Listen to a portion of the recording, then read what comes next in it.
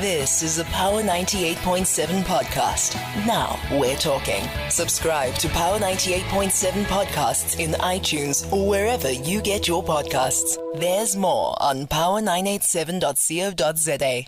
We're going to get into one such, and a very emotive one that allows us to think about our values, our moral compass, ethics, empathy, humanity, questioning our value systems, questioning what we know. It's one of those conversations where we question what we know. I would like us to get into a conversation, and it's going to be more of one where I would like you to be part of it. You're going to be a very big part of it, especially when we're interrogating this matter. I'd like you to be part of it more than anything else. But we're going to speak a little bit about assisted suicide or euthanasia, right?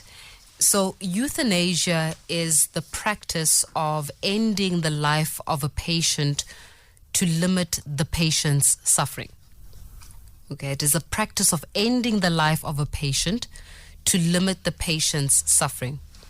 The patient in question would typically be terminally ill or experience a great deal of pain and suffering. So the word euthanasia itself comes from the Greek word eu, which is meaning good, and thanos or thanatos, which means death. So eu meaning good, and then thanatos meaning death. So in other words, it means a good way of dying. So the idea is that instead of condemning someone to a slow death, let's say that somebody is sick or fatally ill for that matter. Somebody has been going through a severe amount of pain for a long period of time. We don't allow that individual to go through and finish their life, but rather we allow that individual to terminate their life before the pain actually gets to an aggravating state. Right, so it allows the patient to experience relatively good health. Now, we've got the different practices that fall under euthanasia are, for example, active euthanasia, where it is killing a patient by active means. For example, injecting a patient with a lethal dose of a drug. It is sometimes called aggressive euthanasia.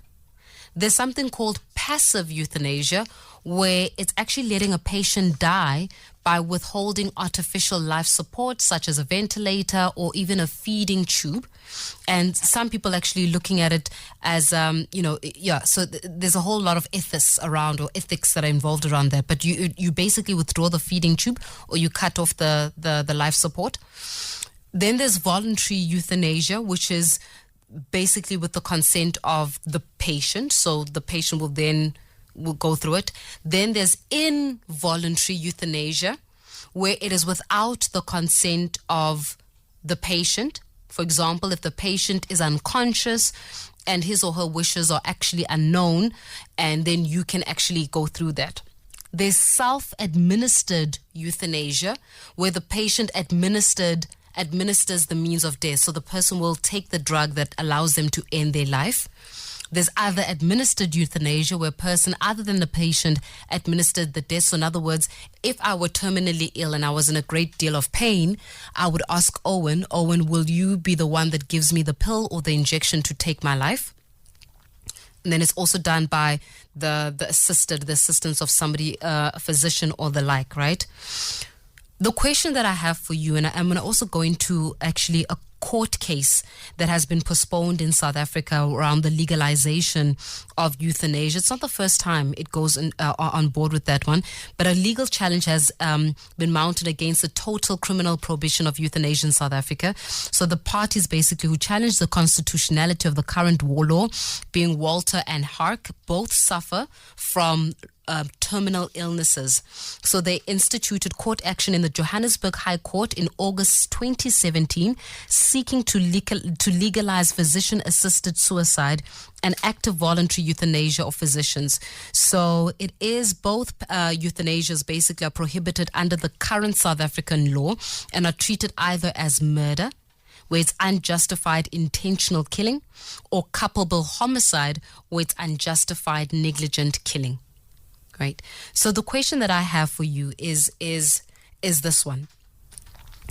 If you have a loved one that is sick, that has been terminally ill for a long time, that is in pain. A lot of the loved ones are also in hospices. To end that pain, would you help them end their life? If you had a loved one that was sick and that was in pain, would you help them end their life? Would you help them kill themselves? If you had to, for whatever reason, be in a car accident, heaven forbid, or you had to be diagnosed with a terminal illness, and you found yourself in a great deal of pain, would you want to end your life early? Would you want for a doctor to give you something that would assist you in terminating your life? Would you want to die with dignity instead of allowing the process of life to continue? That's the two questions that I have. If a loved one asked you, please end my life because it's too much pain to bear, I've been terminally ill, maybe they're diagnosed with the last stage of cancer, or they've got a brain, whatever it is, and they asked you, can you assist me in dying and ending my life with dignity? Would you help them? Let's say, for example, they've got dementia. Would you help them? Or you, for example, something happened to you and your life has been compromised significantly and you're in a great deal of pain. Would you want someone, or would you consider ending your life through euthanasia to end this process of pain? We're going to go into it, and if you want to bring in the religious context, you want to bring in your experience, you want to bring in... I won't lie to you, it's something that I've been tackling morally, the way I've been brought up. I've been brought up in the church, right? So it's morally, the moral ethics come up, the my value system come up, but also the empathy comes up. If you had to ask me this question about maybe 5 years ago, with the faith that I was 5 years, I would have said to you, heck no, life and death do not belong to a person but belong to God. Now, if you have to ask me, the truth of the matter is I don't know. Nobody has asked me that before. Oh, and before I go and I introduce my guests, let me get your perspective on it. If your loved one had to ask you to assist them in ending their life because they were in a great deal of pain, would you help them? That's a tough one somewhere. Yeah. Oh, I'll feel the guilt after that. But if they ask you and say, I'm in pain, help me end my pain. I don't think I can. You don't think you can? Mm-mm. Okay, what about you? If you were in a great deal of pain and something happened to you, or you were terminally ill and you've been living with this pain for a long time, your body's degenerated and would you want someone to help you end your life? Or would you want to be given medicine to end your life? Die peaceful, I think it will be fun, yeah. You would actually... yeah. Oh, so you would want to end your life? If I'm in pain, what else can I do? So you don't want to give somebody that element, the responsibility of ending your life, but you would end your life if you were in pain. Yeah. What about you, fam? 0861987000. If you were in pain, if you're terminally ill, would you end your life or ask somebody to end it for you? Or would you help a loved one end their life? Let's talk about it this afternoon as we continue with this conversation. Advocate Adv Thipanyane is the CEO of the Human Rights Commission. He joins us for this conversation. Advocate, always a pleasure speaking to you. Welcome to Power Lunch. Hi, Advocate. Are you with us? Okay, let me see if I can get Philip Rosenthal, who's the coordinator of Euthanasia Exposed. Philip, thank you so much for your time. Welcome to Power Lunch. Are you there? Yes, I'm here, yes. Oh, thank goodness. Okay, great stuff. Let me try get Advocate Thipanyane. I'm here as well. Ah, great stuff. Okay, we're all here. That is fantastic stuff. So we've seen and we'll be able to speak about this, and it's a very a heart conversation, soul conversation, one that allows us to to debate with our humanity, obviously, right? Under current, obviously, law, it's prohibited. Under current South African law, it's treated as either murder, unjustified intentional killing, or even culpable homicide, unjustified negligent killing. But from a human rights perspective, Advocate Sidiso, let's talk a little bit about it. Euthanasia, what's your take? Yes, as the Human Rights Commission, we have joined the case to declare the prohibitions around euthanasia to be unconstitutional. On the basis that, the fundamental human right in our constitution and elsewhere, the right to dignity and the right to life. And, people are now allowed to commit suicide. Before, if you fail to commit suicide, there will be a criminal offense. But now it's no longer an offense. It just shows that, over time, law and morality have been sometimes moving at different paces. And therefore, we are of the view that, the right to life also means a life of dignity. And therefore, if you really at the stage where, honestly, you no longer want to live, then you should have the right to take away your life. That's why suicide is now a common thing. We are told over 25 South Africans commit suicide every day. And I'm not saying that we should ignore it. We should also address the problem. But there are instances where people don't want to live anymore, regardless of any help. Remember, the Dean of Medicine at UCT committed suicide, despite all his knowledge and ability and stuff like that. So we were saying that, let us allow people to be able at that stage to decide when and how their life should be ended, and also they should be allowed to be assisted. And of course, we are quite aware that, there will be abuses of these issues, but we need to manage those abuses. But we cannot prevent or deny people a right simply because it will be abuse. We must have enough mechanisms to prevent such abuses. I mean, I have my dad. He is 83 years. He's suffering from dementia. Doesn't even remember my name. And I feel so sorry for him, but he will not want to be killed because of his religious principles. So there are people who have, taken those decisions. Now, let me be personal. I've said to my family, guys, if I reach a stage where honestly I'm brain dead and there is nothing I can do, why must I still live? So from the human rights perspective, you guys are actually for this. Because you believe in the right to life, but the right to live life with dignity. Yes.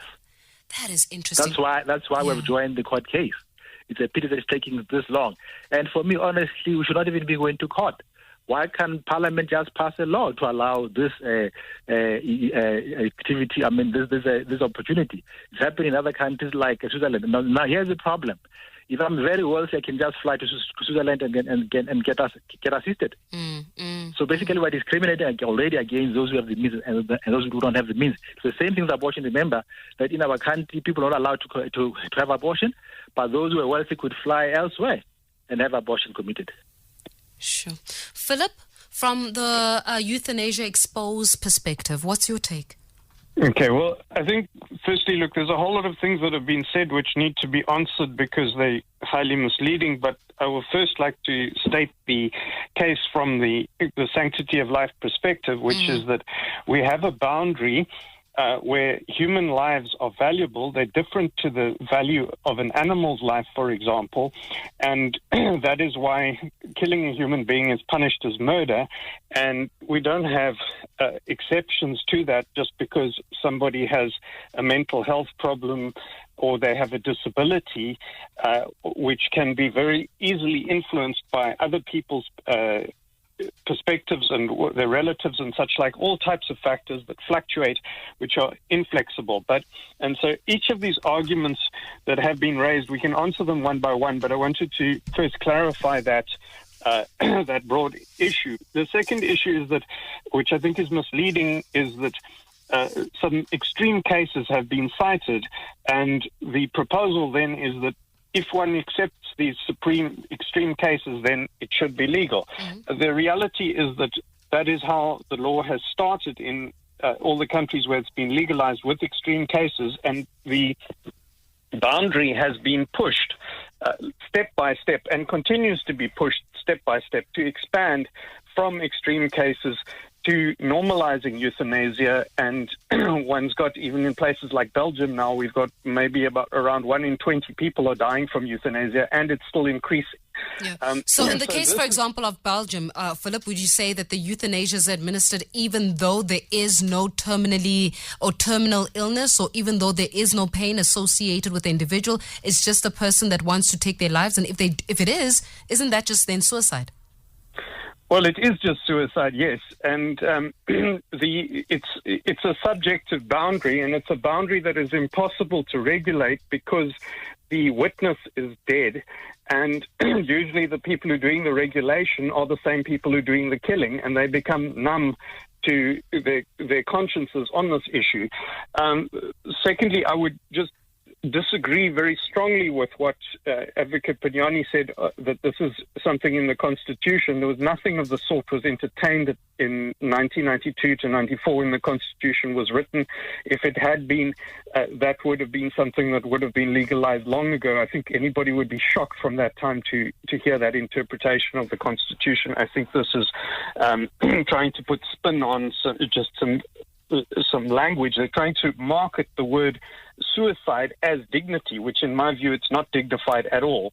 I'm also quite shocked at him talking about this tragic suicide of the Dean of Medicine as being something of a right. I think that that is a terrible loss, and one wants to try and encourage people who have suicidal thoughts to continue to live their lives and to see value in them, even if they have problems. But I think that's a classic example of how somebody who was in very good circumstances, just because he was being bullied by, I think, some student activists, ended up ending his life when he was just, by every outside measure, in a very, very positive condition. So you're saying, Philip, that if I understand you correctly, and obviously Advocate Sidiso, who is from the Human Rights Commission, which I truly believe he would know the Constitution like the back of his hand, but you're saying that even if an individual is in pain or illness or is in a place where they can no longer function, they must allow for God to take the wheel. Basically, life ends when life ends.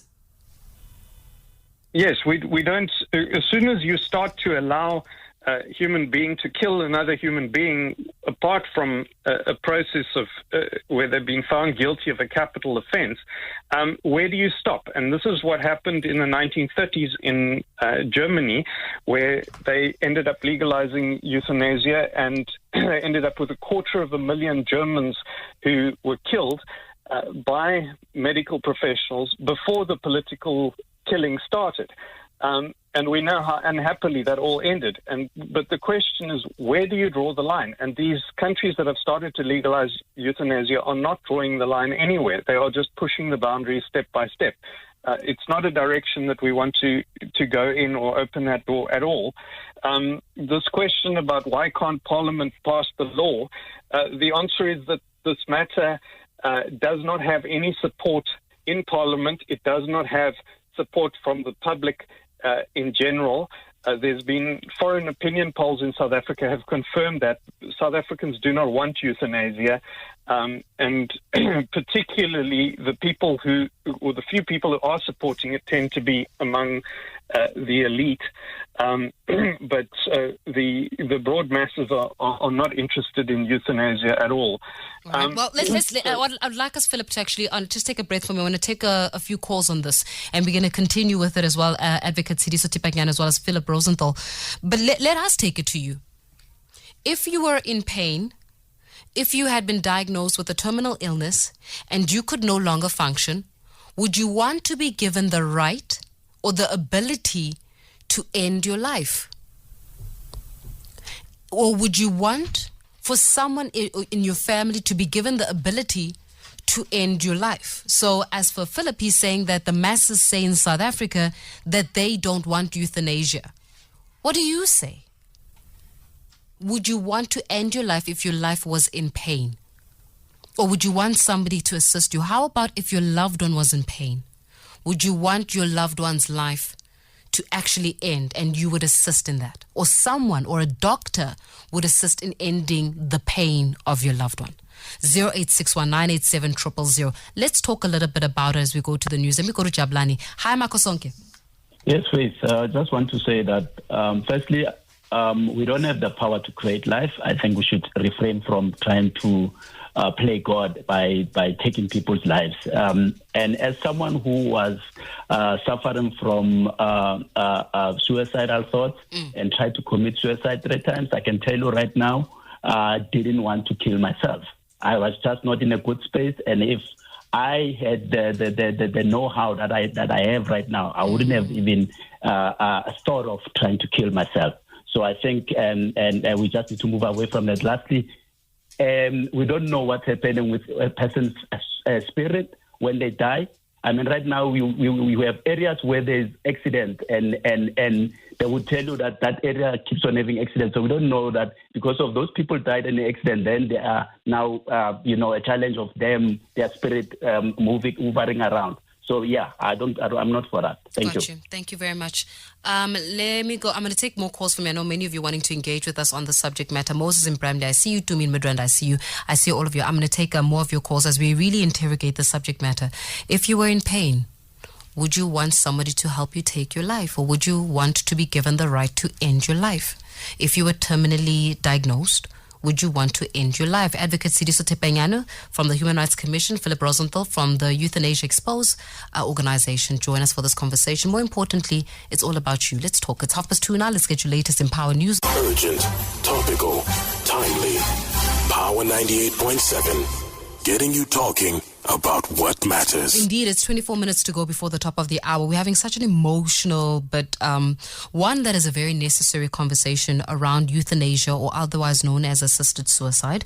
Of course, we're looking at how is it that it would manifest with you. So the question that I posed for you earlier on is, if you were sick, terminally ill, or you couldn't move, or you were in a serious amount of pain, would you end your own life? Would you want the right to end your own life? Or would you want the right for someone else to assist you in dying? And if your loved one was sick, let's say that your loved one had a terminal illness and they were in a great deal of pain, would you want them to be helped to die? It's a very emotional one because it requires us to get different sides and look in. As I said with you, had you asked me 5 years ago, point blank, I would have said, nope, life is in the power of God. Now you think, if a person is in tremendous amount of pain and they are asking you, does that person not have a right to a dignified death? We're still with Adv Thipanyane, who's the CEO of the Human Rights Commission, Philip Rosenthal, as well as the coordinator of Euthanasia Expose, and more importantly, UFAM on 0861 987 000. Advocate CD, so you heard Philip's rebuttal to what you were saying around the Constitutional says that we do have a right to actually living a life of dignity. What say you to this? Yeah, look, I think he completely misunderstood what I was saying. The reason why we are going to court to get the courts to rule that the current prohibitions on euthanasia are unconstitutional, because we believe that our interpretation of the Constitution, especially the right to dignity and the right to life, which can be given different interpretations, as well as the right to equality, should require us to allow those who really want to do so to be allowed to do so, as long as there are guarantees that right or that opportunity is not being abused. Now, of course, there will be crooks in the system. They might simply say, well, Thipanyane said he must kill him, then he's dead. So there has to be a number of checks. And if they understand the science around these things, there are a number of checks. There has to be doctors who will assess different panels of people, so we can actually develop a safety mechanism to ensure that this privilege or this opportunity is not being abused. So I have not said that So there can be borders that can be set, or boundaries that can be set around, if passed, then it's passed, but with X, Y, Z considerations. You have to present yourself before a panel of doctors. You have to be assessed psychologically, mentally, and all the like. Yeah. So in the same manner, I also argue that, if you recall the debate around abortion, so it should show us that, as we develop we develop new thinking and new ways. Abortion before was totally not allowed, except, if it was a matter of life and death. Now it's allowed to a certain extent, and maybe that will even get wider. So it shows that, we can change our minds. Sadly, yes, the right to life has been interpreted to say that we will not allow the state to kill anybody. That's why the Constitutional Court declared death sentence to be unconstitutional.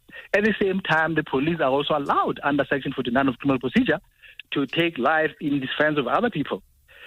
So we just need to, not confuse ourselves with lots of emotions. I do agree the matter is very, very emotional, but I just want us to think in the broader interest, to say, which way for us? Why do we want to deny those who want to take away their lives? And yet we allow people to commit suicide. Same argument with suicide. Before, you commit suicide and you failed, you go to jail. Now you don't go to jail. I'm going to go to the phone lines. 0861987000. Moses in Bramley, thank you so much for holding. Hi. Good afternoon, Faith. How are you? Good, and you, sir? Go ahead. I'm all right. Yeah, Faith, it's like people, we are talking of people who are terminal ill, who are suffering. People who didn't in their life maybe witnessing somebody who's closer to them dying in pain. You cry alone looking at that person in hospital. You end up telling yourself, Mara, why because what's afar? Also, that kind of a person you won't assist her, or you won't ask for or atamaye in such a case. We are not talking of people who wanted to end their life. We are talking of people who are in pain, who are suffering. So the gentleman who was talking, he was just referring to Germany in 1930s, what. We are not talking about the Germans. We are talking of people who are our immediate families, who are suffering, that you can witness that this person even is waiting for that day. But for now, that person is suffering. So let's assist that person to go in peace. We are not talking about anything. I hear you. We are talking about people who are terminal ill, who are suffering. I hear you, Moses. Let me go to Lungisa in 4 ways. Hi. Hi, how are you guys doing? Very well, thanks to you. Go ahead. I'm all right, thanks, man. Listen, just to reiterate what you said earlier, I think it's feasible in a sense that if you had like a panel of professionals or doctors, that's purely established to look at each individual case and on its merit, and then euthanasia should only be approved if the panel has given approval. The same way with abortion, where you have approved clinics that administer abortion and doctors that can carry out the procedures. It's not like every Tom, Dick, and Harry can do it. If you have this panel, it's regulated. I don't see anything wrong. It just has to be a panel of professionals, psychiatrists, doctors, ministers, or whatever that needs to be. It's just every case has to be submitted, and it's going to be viewed at an individual basis. I really don't see the issue here. Got you, Lungisa. I'm going to go to Midrand. Hi, Tumi. Hi, Faith. How are you? Very well, thanks to you, Mama. Go ahead. I'm good. Yeah, I honestly, I support the euthanasia. And like I said, the reason, for me, it's a personal thing. Okay. I had an older brother who unfortunately had a freak accident and fell on his head. And my brother was in ICU in a coma for the whole time. His head was swollen. I was still young then, but my mom explained to me his head was as big as almost a soccer ball. His brain was swelling, there was blood in his brain, and he was in constant pain, though he was not conscious, but explained by the doctors, he was in constant pain. And the only reason why he was still alive, in close quotes, it's because of the machines. Basically, his organs were slowly shutting down. And my mom had to be counseled and everything and given an option to switch off the machines. I mean, we're looking at somebody, you are a mother, there's no mother or there is no person who would, do that to their child unless it's for a good reason. And she did that because my brother was suffering. And she was also suffering seeing her son like that. So it's both ways. I think I support it as long as it's done for good reasons, like in my case where I lost a brother. And, we don't go out there just to kill our loved ones. It's painful for both. It's traumatizing. He was still young. It's traumatizing. Yeah. I was not even allowed to go see him because of the state that he was in. Sure. I was not allowed to see him. Even on the day of the funeral, I was not allowed to do that because of how he looked like, because his brain he was brain dead as well. His organs, but he was in pain. You can imagine. So just for that, I really, really support that. My mom had to explain this to me when I was growing up, because when I was young, I did not know what it's all about. But she explained the process. That they came, they gave her time to sit and everything, and the counseling, and eventually switch off the machine, the life support, because that was the only thing, and the only thing that was keeping her alive. Sure. But the poor soul was feeling so much pain. And what about the person, the mother who's standing there and saying, my son is, I get you, Dumi. And thank you very much for sharing a very personal experience in your family. We really appreciate it's very personal, but I thought, I need to share it. Thank you. Up to today, it's still a painful one, but Thank you so much, Sissy, for sharing. Much appreciated. It's a pleasure. So Philip, it looks as though, there are various and varying views regarding this. One side, it's around, the issue of dignity and a person's right to live a dignified life. And if a person is in pain, severe pain, they deserve the right to have that at least the conversation of, can I end this? Let's talk a little bit about the fears of abuse.